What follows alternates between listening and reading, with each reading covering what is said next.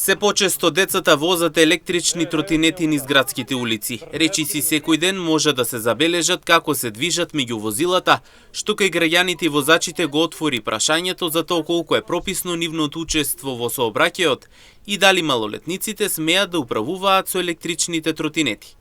Само вчера полицијата изрече 9 санкции за возачи на електрични тротинети, а во првите 4 месеци од годинава се регистрирани 27 сообраќајни незгоди во кои тие учествувале. Граѓаните во Штип се децидни одговорноста почнува од родителите, кои како што велат им купуваат тротинети на своите деца, без да размислат за ризиците што ги носат. Тоа е младежо.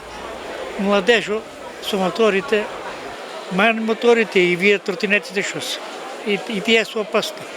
Ја не знам, треба да земат мерки нешто владат там. Да не се возат, децата да не возат. Криви се родителите. Прво кај родител што му дозволува да вози. Има ги. Ни цел град се движи. Нема. Ма не е тоа што, па и во 20 се возат. Уши побеля. Ако паднат и 20, така се повредат. Ја немам ништо против, децата нека возат, ама треба малце да се има контрола на тоа. Стварно е страшна работа.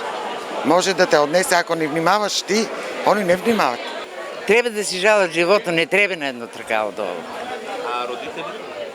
Па родителите викат, ама не ги слушат. Не ги слушат така. Не е до родителите? Па не, они възпитуват, ама не ги слушат.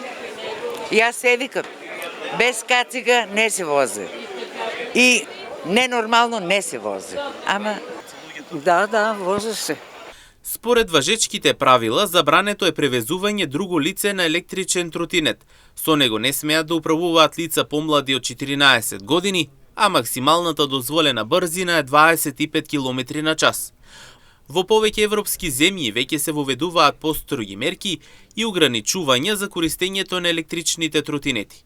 Анкетираните граѓани од Штип останаа со своето мнение дека почитувањето на правилата е клучно за поголема безбедност и ред во сообраќајот.